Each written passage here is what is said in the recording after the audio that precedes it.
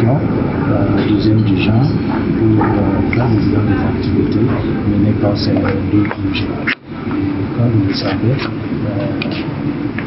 il est toujours bon de rendre compte de ce qu'on fait sur le terrain et effectivement permettre au comité de suivi de bien s'en imprégner et de pouvoir effectivement bien accompagner la mise en œuvre des projets RESCOM et RESICOM sur le terrain.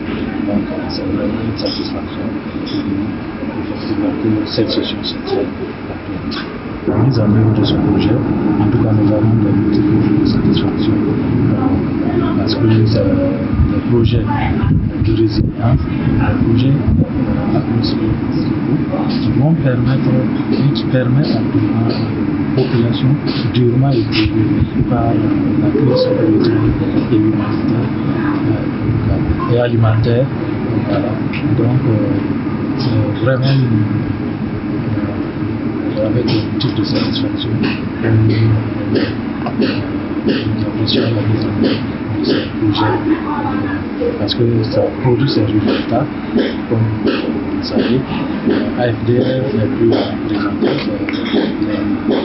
c'est l'association de mise en œuvre avec EPAP et c'est des associations qui vont prouver sur le terrain par leurs compétences. Nous sommes fiers de ce qui se passe sur le terrain. Comme vous l'entendez, les mots qui se ressemblent, RESICOM, RESCOM, c'est des projets de résilience communautaire. Et qui dit résilience communautaire sous-entend le renforcement des capacités, des revenus des communautés pour s'adapter aux situations sécuritaires, aux situations de manque qui leur est arrivé dû au déplacement des personnes, comme vous le savez.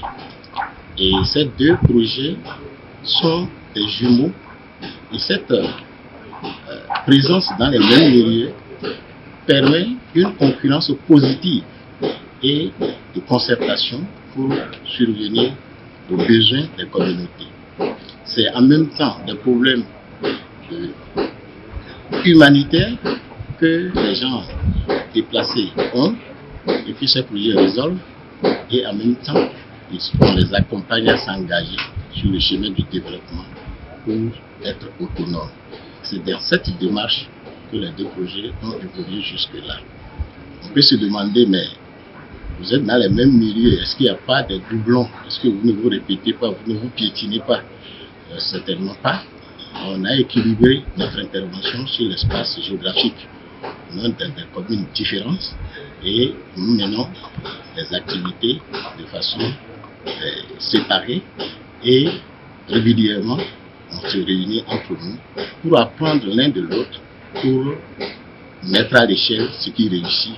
Et c'est ça la force de ces deux projets qui sont dans cette région depuis 2021. Le projet a facilité la restauration des moyens d'existence des communautés déplacées à travers la dotation en kit de production afin que ces communautés puissent commencer ou recommencer les activités qu'ils menaient dans leur milieu d'origine.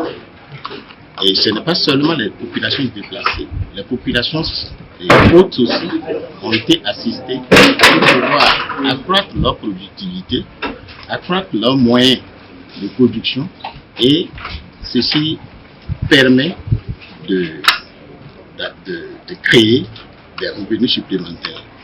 Mais aussi, les deux projets ont fait face au problème du chômage. Vous savez, le chômage est un mal qui peut alimenter d'autres besoins négatifs à la nation. Et donc, en créant des projets au profit des jeunes, on a créé aussi de la valeur.